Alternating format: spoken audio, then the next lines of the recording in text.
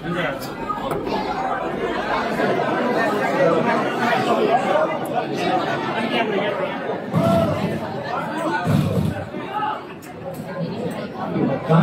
कार्यक्रम सञ्चालक कमरेडलाई।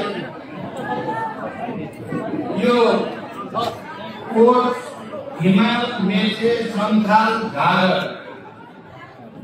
पाँचवटै मोर्चाको संयुक्त उद्घाटन समारोह सम्मेलनको उद्घाटन समारोहका अध्यक्ष कमरेड ममता आत्तोरिया, त्यहाँ विशिष्ट अतिथिका रूपमा उपस्थित हाम्रो पार्टी केन्द्रका उपमहासचिव तथा 1 नम्बर प्रदेशका इन्चार्ज कमरेड हरिबोल गजरेल, पार्टीका सबै स्थायी समिति र केन्द्रीय समितिका सहयोगका कमरेडहरू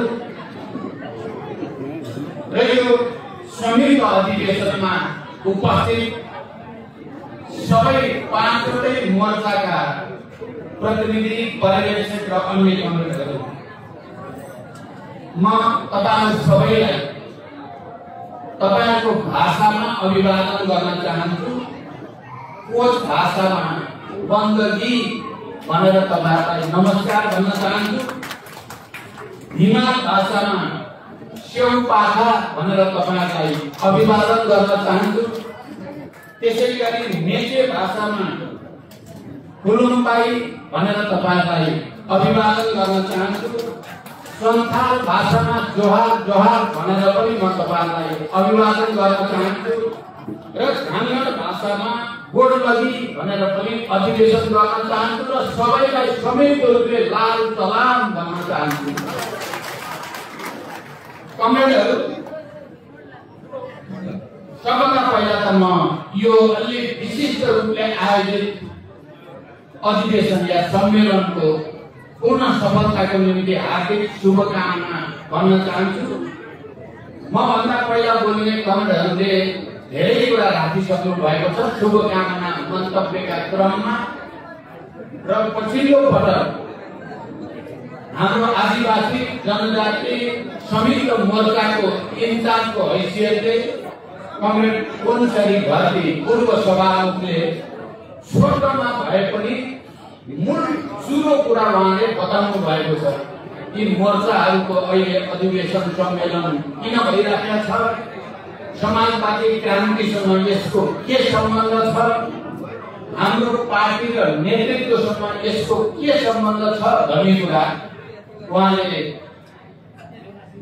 सठिक रूपमा राखिदिन सक्नु भएको छ। म कमरेड कोनसरी घरतीलाई विशेष रूपले धन्यवाद भन्न चाहन्छु। तपाईले सार्वजनिक रूपमा मूल कुरा राख्नु भएको छ र पछि उपमहासचिव तथा इन्चार्ज कमरेड हरिबोल गजुरेलले धेरै संक्षिप्तमा तर यसको ऐतिहासिकता, यसको विशिष्टता र महत्त्व बारे प्रकाश पार्नु भएको छ। म उहाँलाई पनि विशेष धन्यवाद भन्न चाहन्छु। त्यसैगरी विभिन्न मोर्चाको तर्फबाट चाहिँ शुभकामना दिने कमरेडहरूले पनि आफ्नो तर्फबाट यी मोर्चाहरूको सम्मेलन बारे र यो सम्मेलनका बारेमा विशेष रूपले बधाई र शुभकामना ज्ञापन गर्नु भएको छ। म ती सबै कमरेडहरूलाई पनि धन्यवाद भन्न चाहन्छु। र यहाँ यो सम्मेलनको बारेमा पहिला थोरै छलफल कस्तो थियो भने केही साथीहरूले बर्खा आइसकेको यो सम्मेलन अलिक पछि गरे हुन्छ कि भन्ने मत पनि थियो र केही साथीहरूको होइन, यो अहिले लगातार जातीय क्षेत्रीय मुक्ति मोर्चाका सम्मेलन भइरहेको सन्दर्भमा यो संयुक्त उद्घाटन सत्र पनि या संयुक्त सम्मेलन पनि अहिले गर्नुपर्छ भन्ने पनि थियो र पार्टी हेडक्वार्टरको तर्फबाट मैले चाहिँ अहिले नै गर्नु उचित हुन्छ यसले दिने सन्देश खाली कोच हिमाल मेचे सन्थाल र झाँगड समुदायको लागि मात्रै होइन, सिधै देशभरि भइरहेका जातीय क्षेत्रीय अधिवेशनहरूका सन्दर्भ र जाति समुदायमा पनि एउटा बलियो सन्देश अहिले नै गर्दा जान्छ भनेर मैले अलि बढी जोड गरेकै हो। यो कुरा साँचो हो, गर्न लागेको थियो, अलि अप्ठ्यारो थियो, तर पनि 3-4 महिना पर लैजाँदा यो अधिवेशनले दिने प्रभाव, यसको महत्व र औचित्य देशभरि स्थापित गर्न जति बलियो र शक्तिको सन्देश जान्छ, 4-5 महिनापछि गर्दा त्यो राजपाट हाम्रो अहिले आइरहेको छ जुन, त्यो राजपाट सेलाउन पनि सक्छ, भने जस्तो नहुन पनि सक्छ भनेर मैले नै जोड गरेर यो अधिवेशन छिटो गर्न जरुरी छ भनेर आजलाई अधिवेशन तोकिएको हो। जो कमिटीहरूले पछि गरेर अलिक भव्य गर्न सकिन्छ भन्ने ठान्नु भएको छ, उहाँहरूलाई मेरो कुनै टिप्पणी छैन, आलोचना पनि छैन। तर मैले राष्ट्रिय परिस्थितिलाई विचार गरेर, किनकि अहिले हामीले तामाङ राष्ट्रिय मुक्ति मोर्चाको, मगर राष्ट्रिय मुक्ति मोर्चाको, थारू राष्ट्रिय मुक्ति मोर्चाको, तमु राष्ट्रिय मुक्ति मोर्चाका, गुरुङ राष्ट्रिय मुक्ति मोर्चाको, अनि किराँत र लिम्बुवान राष्ट्रिय मुक्ति मोर्चाको अधिवेशन लगातार गर्दै आयौँ हामीले। र त्यो लगातार गर्दाखेरिको एकअर्काप्रतिको सद्भाव, एकअर्काप्रतिको एकता र त्यो अधिवेशनले दिने ऊर्जा एक प्रकारको भएको सन्दर्भलाई विचार गरेर मैले यो कोच हिमाल नेते संस्थान झाँगडहरूको अधिवेशन सम्मेलन पनि असार पहिले नै गर्नुपर्छ, त्यसले मात्रै हामीले देशमा एउटा नयाँ परिस्थिति निर्माण गर्न सकिन्छ भनेर भनेको हो। त्यसैले म सबै बन्धुहरूलाई दुविधा नराख्नु म अपिल गर्न चाहन्छु। यो विषय कुनै विवादको विषय होइन, लिडरशिपले राष्ट्रिय परिस्थिति विचार गरेर तय गरेको एउटा निर्देशन र नीति हो भनेर आत्मसात गर्न म अपिल गर्न चाहन्छु। कमिटीहरू यो अधिवेशनहरू बारे मैले अहिले धेरै लामो व्याख्या गर्ने भन्दा पनि हामीले जनवादी क्रान्तिको चरणमा बल्ल सङ्घर्षकै एउटा कडीका रूपमा, बल्ल सङ्घर्षकै एउटा अङ्गका रूपमा जातीय मुक्ति आन्दोलनलाई पनि राष्ट्रिय मुक्तिको एउटा अङ्गको रूपमा सँगसँगै लानुपर्छ भने सैद्धान्तिक रूपले हामीले आत्मनिर्भरको अधिकार सबै उत्पीडित जातिहरूलाई जनवादी क्रान्तिकालमा सिद्धान्तमा आत्मनिर्भरको अधिकारलाई स्वीकार गर्ने, तर नेपाल जस्तो भौगोलिक बनावट भएको भूराजनीति भारत र चीन जस्ता विशाल छिमेकीहरूद्वारा घेरिएको यो देशमा आत्मनिर्भरको अधिकार भनेको अलग राष्ट्र बनाउने अधिकारका रूपमा कार्यान्वयन गर्न चाहिँ सकिने स्थिति छैन।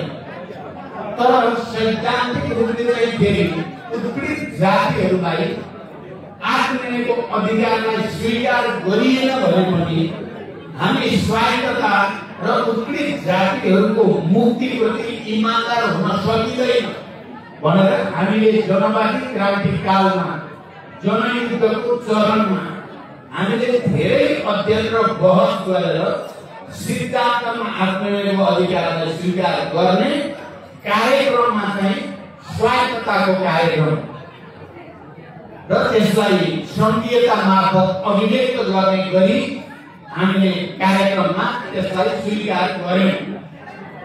सबै कमरेडहरू यहाँ जो हिजो जनयुद्ध या जनआन्दोलनमा सहभागी हुनुभएको छ र वर्गीय आन्दोलन र जातीय मुक्ति आन्दोलनलाई एकरूप बनाएर मात्रै नेपालमा जनवादी क्रान्तिलाई हामी सफलतामा पुर्याउन सकिन्छ भन्ने निष्कर्षमा हामी जो पुगेका थियौँ, मलाई लाग्छ तपाईहरुले धेरै यो कुरा बुझ्नु भएको छ।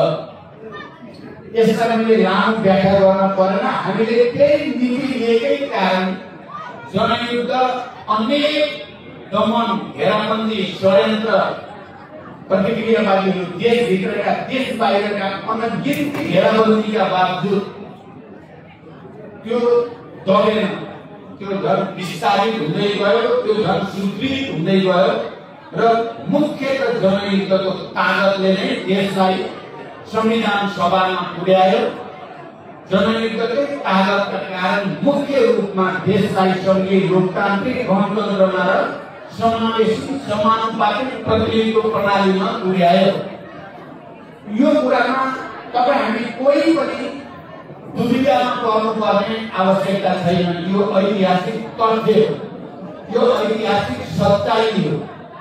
यदि हामीले बल्ल सङ्घर्षलाई निरस सिद्धान्त, कोरा सिद्धान्तको मात्रै बल्ल सङ्घर्ष बनाएको भए त्यसमा उत्पीडित जाति र उत्पीडित क्षेत्रका जनता, उत्पीडित समुदाय सबैलाई पनि जोड्ने नीति र विचार नबनाएको भए आज देश सङ्घीय लोकतान्त्रिक गणतन्त्रमा जाने थिएन।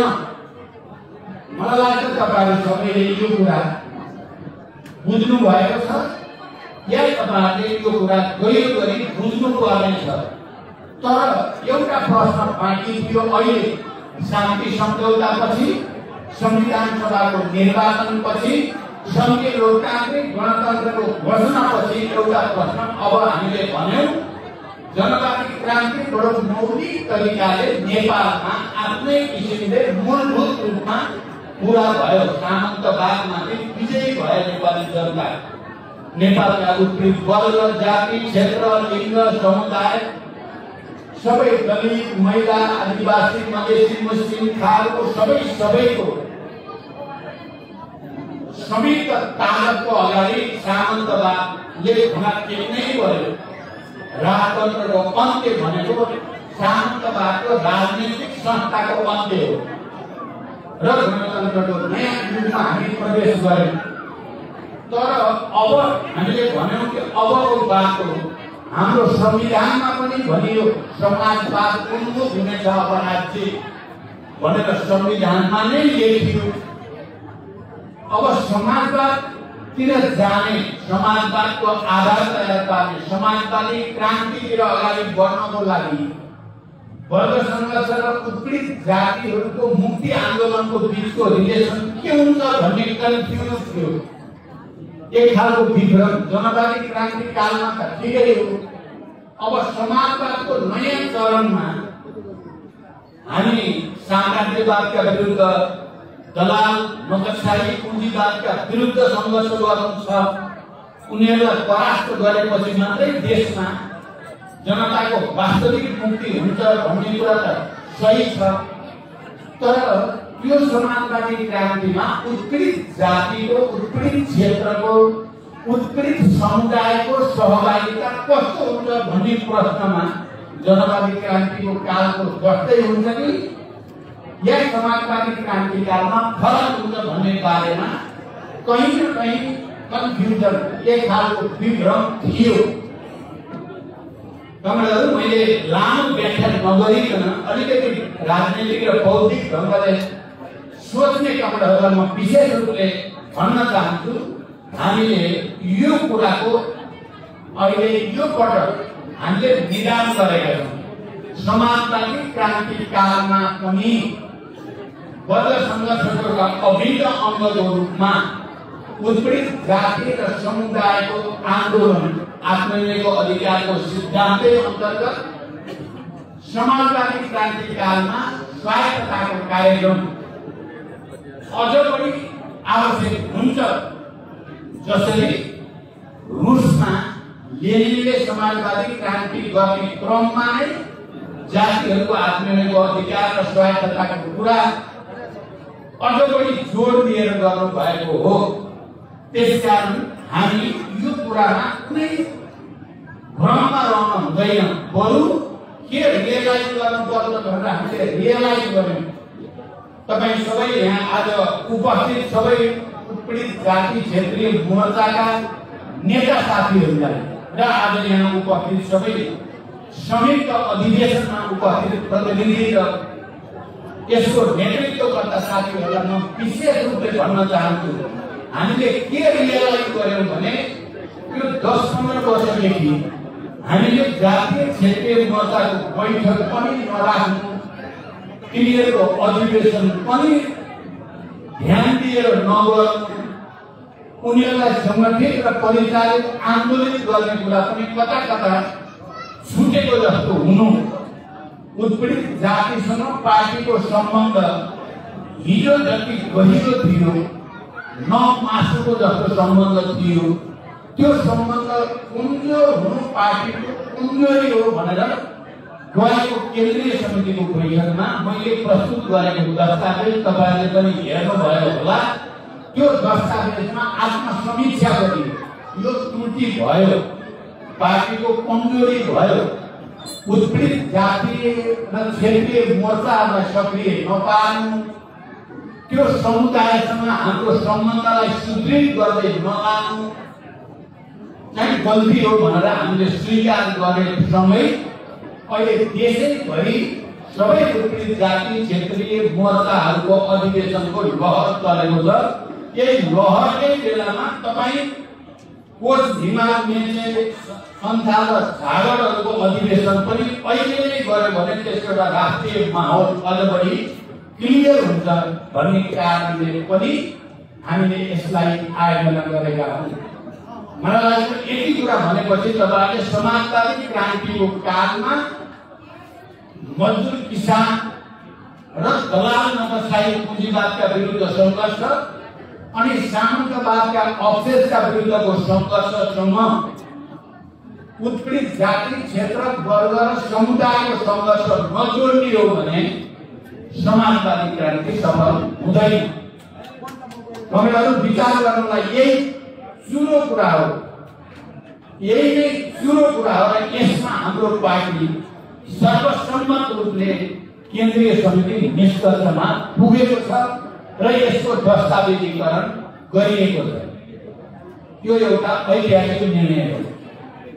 यसका साथै हाम्रो केन्द्रीय समितिको बैठकले यो पटक गरेको अर्को ठूलो निर्णय भनेको समाजवादको भौतिक आधार, राजनैतिक आधार, आर्थिक आधार हामीले स्वतन्त्र ढंगले तलबाट स्थानीय तहबाट चाहिँ गर्नुपर्छ र हाम्रो समाजवाद समुदायमा आधारित समाजवादको बाटो भएर अगाडि जानुपर्छ भन्ने निष्कर्ष पनि अहिलेको केन्द्रीय समितिको बैठकबाट भयो र यो केन्द्रीय समितिको बैठकले तपाईहरुलाई थाहा पाउनुभएको छ हामीसँग भएका 123 वटा सरकार छन् स्थानीय तहमा। 123 वटा सरकारले गर्ने कामहरू र 753 स्थानीय तहबाट स्वतन्त्र र आत्मनिर्भर राष्ट्रिय अर्थतन्त्रको जग बसाउने गरी हामीले प्रत्येक पालिकाको त्यहाँको भूगोल, त्यहाँको संस्कृति, त्यहाँको प्राकृतिक साधन स्रोत, त्यहाँको जातीय बनोट समेतको अध्ययन गरेर एउटा मास्टर प्लान बनाएर हामीले उत्पादन र उत्पादकत्व वृद्धिको कामलाई अगाडि बढाउनु पर्छ भन्ने निष्कर्ष पनि अहिलेको केन्द्रीय समितिले निकालेको छ। म तपाई सबैजनालाई यी दुईटै कुरा एकातिर जातीय र क्षेत्रीय राष्ट्रिय मुक्ति मोर्चाहरूको पुनर्गठन गर्ने र तिनीलाई सक्रिय पार्ने र आम जनतासँग जोडिने कुरा, अर्कोतिर राष्ट्रिय र आत्मनिर्भर अर्थतन्त्रको जग बसाउने दुईटै निर्णयहरू निकै दूरगामी महत्त्वका ऐतिहासिक निर्णय छन्। त्यसलाई गहिरो गरी विचार गर्न म तपाईहरु सबैलाई अपिल गर्न चाहन्छु, किनकि यसले नै हामीलाई समाजवादतिरको यात्रा क्रान्तिको निरन्तरतातिर लानेछ। साथै हामीले अर्को एउटा कुरामा पनि हाम्रो ध्यान गयो यो पटक कि हामीले कार्यनीतिक रूपमा भने पनि सत्ता समीकरणमा कांग्रेस र एमालेसम्म चाहिने भन्दा बढी समीकरण गर्नु, हाम्रो वर्ग र समुदायसँगको सम्बन्ध लुज गराउनु त्रुटि भयो। हामी आफ्नै खुट्टामा उभिने, आफ्नै विचार, आफ्नै वर्ग, आफ्नै समुदायमा भर परेर उनीहरूसँगै घुलमिल भएर समाजवादको यात्रा गर्नुपर्ने ठाउँमा कहीँ न कहीँ कांग्रेस र एमालेसँग चाहिने भन्दा बढी हाम्रो सत्सङ्गतले पनि हामीलाई फाइदा गरेन भन्ने निष्कर्ष पनि हामीले निकाल्यौँ। त्यसपछिको तपाईँले हेर्नुभयो भने हाम्रा अभियानहरू, हाम्रो उपचुनावहरू, हाम्रो सोभिको निर्वाचनहरू या हाम्रो पत्रकार महासङ्घको निर्वाचन तपाईँले हेर्नुभयो भने त्यो निर्णयपछि हामी एक्लै आफ्नो खुट्टामा उभिएर अगाडि बढ्न खोज्दा हाम्रो रिजल्ट चाहिँ राम्रो हुँदै गएको छ, धेरै राम्रो हुँदै गएको छ। धेरै ठाउँमा काङ्ग्रेस एमाले मिल्दा पनि माओवादी केन्द्रलाई जित्न सकेन। कोही ठाउँमा त उनीहरू मिलेका ठाउँमा हामी कता हो कता माथि पुगेर विजयी भयौँ। यही 1 नम्बर प्रदेशको कुरा गरियो भने चाहे उपचुनावमा भनौँ या हामीले सुबिलको निर्वाचनमा भनौँ या हामीले पत्रकार महासङ्घको निर्वाचनमा भनौँ, हाम्रो रिजल्ट तपाईँ हाम्रो अगाडि छ। त्यसकारण अब यी जातीय क्षेत्रीय मोर्चाका अधिवेशन र यिनीहरूले बनाउने योजना र कार्यक्रम अभियानको रूपमा आफ्नो समुदायलाई सङ्गठित गर्ने, आन्दोलन गर्दा त्यसैभरि माहौल के बन्ला तपाईँ हामीले ध्यान दिन जरुरी छ। त्यसैभरि मजदुर किसानको त छँदैछ, हामीले सबै उत्पीडित छौँ। अब हाम्रो विद्यार्थीको भयो, भर्खरै वाइसिएलको सम्मेलन सम्पन्न भयो, अब महिलाको सम्मेलन छिटै हुँदैछ। जनवर्गीय सङ्गठनहरूका पनि एकपछि अर्को अधिवेशनहरू हामीले गर्दैछौँ र नयाँ नेतृत्व निर्माण गर्ने र तिनीहरूलाई पनि अभियानको रूपमा योजना बनाउन लगाएका छौँ। त्यो अगाडि बढी पनि राखेको छ, तपाईँहरूले सबैले देखिराखेका छन्। यो सबै केको लागि गरिएको छ? यो कुनै सैनिक आवेगको कुरा होइन। यो समाजवादी क्रान्तिको रणनीति अन्तर्गत अब हामीले तलैबाट आम जनतालाई फेरि परिचालित नगरी, सङ्गठित नगरी हुँदैन भन्ने कारणले नै हामीले यो गरेका छौँ। र आजको यो अधिवेशन पनि, यो सम्मेलन पनि त्यही प्रक्रियाको एउटा अभिन्न अङ्ग हो भनेर म तपाईँहरूलाई भन्न चाहन्छु। हामीले त्यसो नगरिकन अब यथास्थितिवाद र प्रतिगमनका विरुद्धको लडाइँमा छौँ। हामी अहिले लडाइँमा हामी अहिले पनि जसरी हिजो प्रतिक्रियावादी, सामन्तवादी, निरङ्कुशतावादीहरूको घेराबन्दी र षड्यन्त्र, दमन र अत्याचारको हामी सामना गरेका थियौँ, अहिले पनि हामी फेरि दलाल पुँजीवाद, नोकरशाही पुँजीवाद र बिचौलियाको घेराबन्दीमा एकातिर छौँ भने अर्कोतिर प्रतिगमनकारी तत्त्वहरूले टाउका उठाउने र माओवादी आन्दोलन, जनयुद्ध र जनआन्दोलनबाट प्राप्त भएको अधिकार उल्ट्याउने कसरतहरू पनि तपाईँहरूले देखेका छन्। र त्यसको सामना गर्नुपर्ने आवश्यकता पनि हामीलाई नै छ। सङ्घीय लोकतान्त्रिक गणतन्त्रको रक्षा गर्नुपर्ने, त्यसलाई समाजवादी र लिएर जानुपर्ने, यथास्थितिवादी र प्रतिक्रियावादी प्रतिगमनकारीहरूका षड्यन्त्रलाई परास्त गर्नुपर्ने जिम्मेवारी पनि मुख्यतः माओवादी केन्द्रकै काममा रहेको छ। त्यसकारण आफ्नो शक्ति विस्तार गर्नको लागि नै हामीले भर्खरै तपाईँले देख्नुभयो, पार्टी केन्द्रको फैसला अनुसार नै हुलाकी मार्ग केन्द्रित तराई मधेस जागरण अभियान सकेर हामी फेरि मध्य पहाडी लोकमार्ग जनजागरण अभियानको प्रक्रियामा छौँ। र त्यस्तै उपत्यकामा पनि इत्यादि हामीले उपत्यकामा नेवारहरूलाई सङ्गठित र आन्दोलित नगरिकन यथास्थितिवाद र प्रतिगमनलाई परास्त गर्न सकिँदैन भनेर पार्टी हेडक्वार्टरकै प्रत्यक्ष पहल निर्णय यहाँ जातीय संयुक्त मोर्चाको इन्चार्जको हैसियतले कमेन्ट घरतिर हामी बसेर काठमाडौँ उपत्यकाभित्र नेवार समुदायको अधिवेशनलाई विशेष प्राथमिकता दिनुपर्छ भनिएर अधिवेशन गरियो। तपाईँले पनि देख्नुभयो होला सञ्चार माध्यमबाट, त्यो ऐतिहासिक रूपले सफल भयो। नेवारहरू करिब 3 जिल्लाका र वरिपरिका पनि उपत्यका वरिपरिका नेवारहरूको विशाल सहभागितामा हामीले यो अधिवेशन सफल पार्यौँ र त्यसले एउटा वातावरण बन्यो। यो सबै गरेर कहाँ केन्द्रित हुन्छ? अहिले हामी यो भएपछि चाहे उपचुनावको कुरा गरौँ, शोधिको कुरा गरौँ, पत्रकारको कुरा गरौँ र हाम्रा अभियानहरू सफल हुँदै गएको देखेपछि यो सफल हुँदै माओवादीले फेरि जाल लगायो भन्ने देखेपछि हाम्रा विरुद्ध घेराबन्दी र षड्यन्त्र पनि अझ बढेको छ। तपाईँ हामीले अहिले बुझ्नुपर्ने कुरा हाम्रा विरुद्ध भ्रम दिने षड्यन्त्रहरू पनि बढेका छन्, घेराबन्दी पनि बढेको छ। चाहे कसरी हुन्छ पार्टीभित्र अन्तर्ध्वंस गर्ने षड्यन्त्रहरू पनि बढेका छन् र हामी सबै सचेत जागरुक हुन र प्रतिगमन र प्रतिक्रियावादी सबै घेराबन्दी तोड्ने गरी आफूलाई तयार पार्न जरुरी छ। मैले अहिले अरू धेरै व्याख्या गर्दिएँ। हामीले सुशासनको मुद्दा सरकारमा हुँदा जबरजस्त उठायौँ, त्यसको व्याख्या अहिले जरुरी छैन, तपाईँहरूले बुझिराख्नु भएको छ। हामीले सामाजिक विभेदका विरुद्ध सामाजिक न्यायको मुद्दा उठायौँ, हामीले आर्थिक पछौटेपनका विरुद्ध आर्थिक समृद्धिको मुद्दा उठायौँ र त्यही अनुसारको नीति कार्यक्रम बजेट योजना अगाडि बढाउँदै गयौँ। अहिले त्यसमाथि ठुलो प्रहार भइरहेको छ। अहिलेको सरकारमा, अहिलेको गठबन्धनबाट हिजो हामीले अघि सारेका सबै जनताका पक्षका रणनीतिक योजनाहरू काटिएको छ।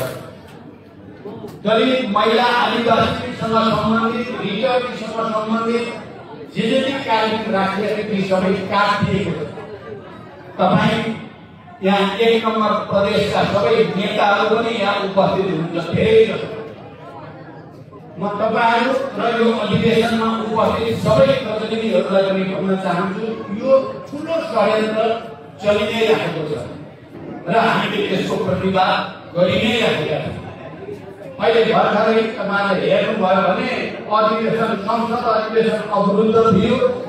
हिजो हामीले सरकारले अध्ययन छानबिन गरेर 1 महिनाभित्र चाहिँ समिति बनाएर जान तयार भएपछि हामीले अब यति भएपछि अधिवेशन खोलेर बहस गर्न जरुरी छ, किनकि जनताका मुद्दा त्यहाँ सदनभित्र छन्। म तपाईलाई विशेष रूपले भन्न चाहन्छु, हाम्रो पहिलो कुरा त संघीय निजामती ऐन हामीले म प्रधानमन्त्री हुँदा धेरै मेहनत गरेर सदनमा पुर्याएको त्यो अब अन्तिम चरणमा छ। त्यसलाई पारित गरिहाल्नु छ, संघीयतालाई सुदृढ गर्न त्यो जिम्मेवारी पनि हाम्रो छ। तपाईलाई थाहा छ विद्यालय शिक्षा मैले प्रधानमन्त्री हुँदा धेरै मेहनत गरेर लाखौं शिक्षक कर्मचारीहरूको भावनालाई प्रतिनिधित्व गर्दै विधेयक बनाएर सदनमा लगेको त्यो अन्तिम चरणमा छ। लाखौं शिक्षक अब त्यो ऐन के हुन्छ भनेर देशभरि हेरेर बसेका छन्। कांग्रेसले एमाले प्रति शिक्षकहरूलाई विश्वास छैन, कांग्रेसले एमाले प्रति प्रादेशिक सरकारहरूलाई पनि विश्वास छैन। माओवादीले जिम्मा लिनुपर्छ भन्ने छ र तपाईँ हामीले के बुझ्न जरुरी छ भने माओवादीकै कारणले विद्यालय शिक्षा ऐन पुगेको हो सदनमा। त्यो ऐन छलफल गरेर टुङ्ग्याउने जिम्मेवारी पनि माओवादी केन्द्रको छ।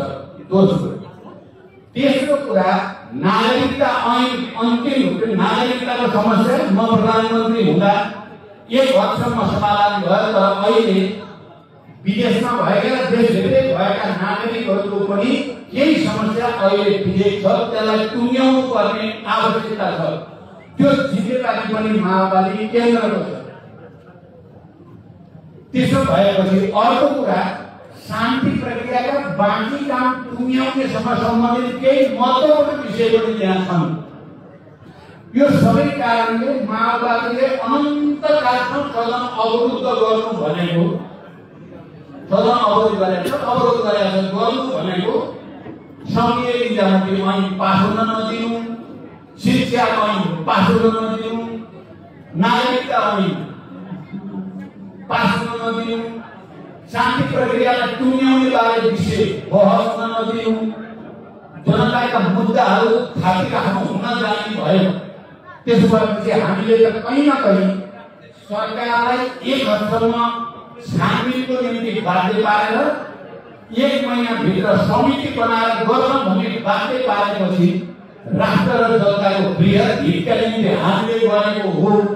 तर एक थरी मान्छेहरू खत्तम भयो, चाँडै डुब्यो, आकाशै खस्यो, घरले नै भाँच्यो जस्तो गरेर बिल्कुल वाहियात कुरा हो।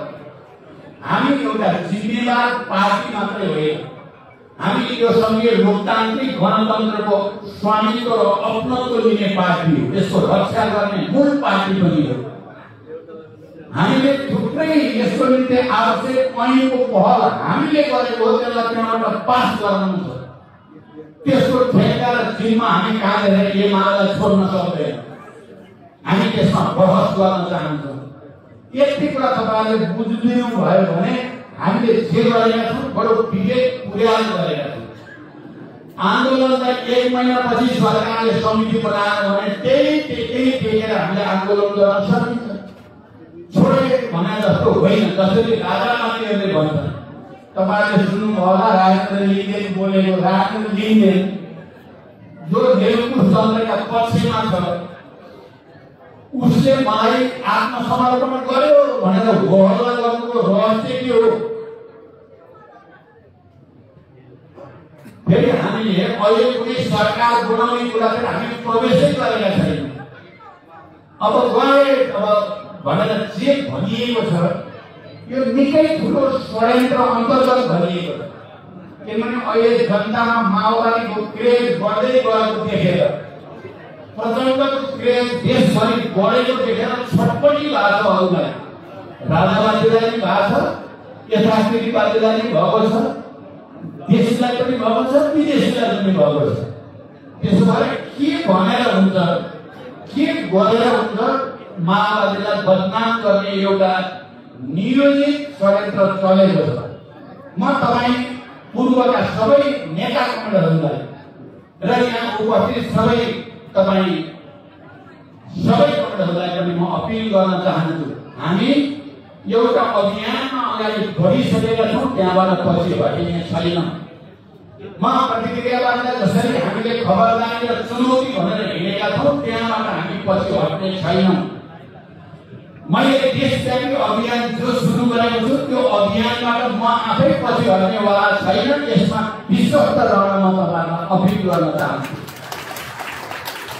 तपाईँले देख्नुभयो हुलाकी मार्ग अभियान या मध्य पहाडी अभियान, अहिले पनि म त्यो अभियान बर्खाको कारणले केही रोकिएको छ, केही दिनलाई, केही महिनालाई। तर म चाहिँ अभियानमै छु। अस्तिको दिन कास्कीमा तपाईँहरूले देख्नुभयो, 2टा ठुला कार्यक्रममा सहभागी भएर न्याय दिन, तातो पानीमा त्यहाँको कार्यक्रममा सहभागी भएर मुस्ताङका थुप्रै कार्यक्रम र मुस्ताङमा हामी जहाँ मुस्ताङ जिल्लामा नै पहिलो पार्टी कार्यालय माओवादी केन्द्रको हुने भयो। छटपटी क्षेत्रमा एमालेलाई मुस्ताङ जस्तो जिल्लामा फेरि माओवादीले जग्गा प्राप्त गरेर भवन बनाउने गरिकन प्रचण्डबाट नै शिलान्यास, पहिलो शिलान्यास गर्नु पार्टीको कसैको कार्यालय छ। यी सबै अभियान भइरहेका छन्, प्रतिक्रियावादी छटपटाएका छन् र कुनै षड्यन्त्र गरेर यो माहौल भत्काउन चाहेका छन्। तपाईँ हामी सजग हुनुपर्छ। म यति तपाईँहरूलाई भन्न चाहन्छु।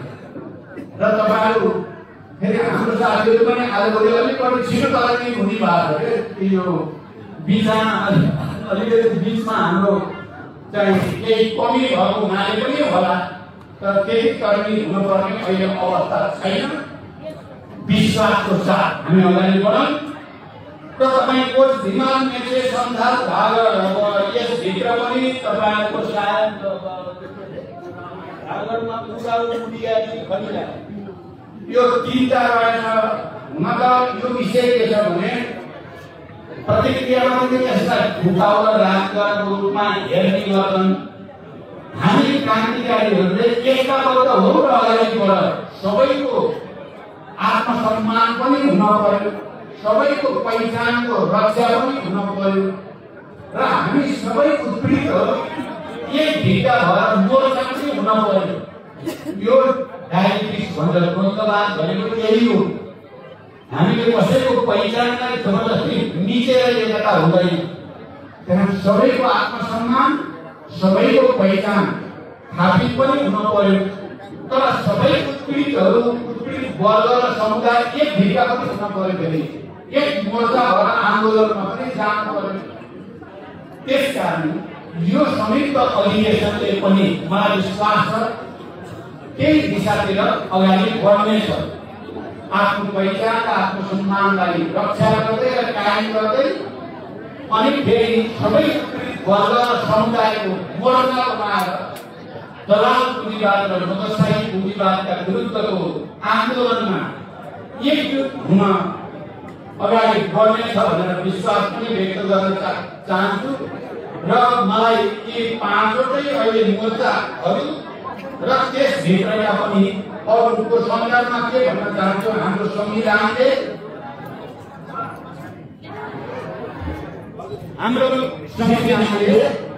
एकातिर प्रदेश सरकारको कुरा गरेको छ संहिताको रूपमा, अर्कोतिर विशेष क्षेत्र, स्वायत्त क्षेत्र र संरक्षित क्षेत्र हुनुपर्छ भन्ने कुरा पनि संविधानमा व्यवस्था छ। त्यसकारण हामीले जस्तो जनसङ्ख्या एकदम कम छ, भूगोल सानो छ, त्यहाँ पुरै एउटा चाहिँ विकसित स्वायत्त प्रदेश बनाउने सम्भावना छैन भने त्यहाँ विशेष प्रदेश बनाउन पर्यो र त्यो समुदायको, त्यो जातिको पहिचान र अधिकारको रक्षा गर्नु पर्यो। अझ धेरै नै अल्पसंख्यक उसमा छ भने संरक्षित क्षेत्र बनाएर भए पनि त्यो समुदायको रक्षा गर्नु पर्यो भनेर धेरै लडेर हामीले अझ मुख्य रूपमा पार्टीको नेताको हैसियतले मैले धेरै लडेर संविधानमा विशेष क्षेत्र, स्वायत्त क्षेत्र र संरक्षित क्षेत्र भन्ने व्यवस्था छ। तर ऐनमा बनेको हुनाले कहीँ पनि विशेष क्षेत्र, संरक्षित क्षेत्र र स्वायत्त क्षेत्र बनेको छैन। तर हामीले अहिले जो मोर्चा बनाउँदै देशभरि हिँडेका छौँ, जो अभियान चलाउँदै हिँडेका छौँ, म तपाईँहरूलाई भन्न चाहन्छु कि केही समयपछि हामी एउटा ठुलो शक्तिशाली आन्दोलन मार्फत विशेष क्षेत्र, स्वायत्त क्षेत्र र संरक्षित क्षेत्रको काम पनि गर्नुपर्दछ। यो देशमा कुनै लोकतान्त्रिक गणतन्त्रलाई परिणाममुखी बनाउनको लागि प्रत्यक्ष निर्वाचित कार्यकारी राष्ट्रपतिमा यो देशलाई पुर्याउनै पर्छ र सबैको समावेशी हुने गरी निर्वाचन प्रणालीमा सुधार पनि गर्नै पर्छ। यो सबैको निम्ति हामीसँग सङ्गठित हुने, आन्दोलित हुने, नयाँ सिराबाट हामी एकजुट हुन जरुरी छ। यही अपिल तपाईँलाई गर्दै र यो अधिवेशनबाट त्यही दिशातिर हाम्रा सबै कोच अनि हिमाल, मेचे, सन्थाल, थारू र त्यसभित्र भएका पनि अन्य समुदाय एकजुट भएर एउटा नयाँ परिस्थिति बनाउनु हुनेछ भन्ने विश्वास व्यक्त गर्दै फेरि पनि समयको निकै दबाव भए पनि यो सम्मेलन धेरै राम्रोसँग सफल हुनेतिर गयो। यहाँ तल र माथि, अझ माथि धेरै हुनुहुन्छ भनेर मलाई ल्याएर फोटो पनि देखाउनु भयो। मैले हेरेँ पनि उपस्थिति बाहिरै गर्नु पायो भने यो अझ भव्य हुने थियो। तर बर्खाले हुँदैन कि भन्ठानेर हलभित्र गरियो। तर पनि तपाईँहरूको उपस्थिति ऐतिहासिक मानेको छु मैले। र यहाँको झाँकीहरू प्रदर्शन भए, तपाईँहरूले ती झाँकीहरू पनि आफ्नो मौलिकता, आफ्नो संस्कृति, पहिचान झल्काउने खालका सशक्त थिए। झाँकी प्रदर्शनकर्ता कलाकारहरूलाई पनि धन्यवाद भन्दै यो अधिवेशनको सफलताको शुभकामना सहित बिदा हुन्छु। धन्यवाद।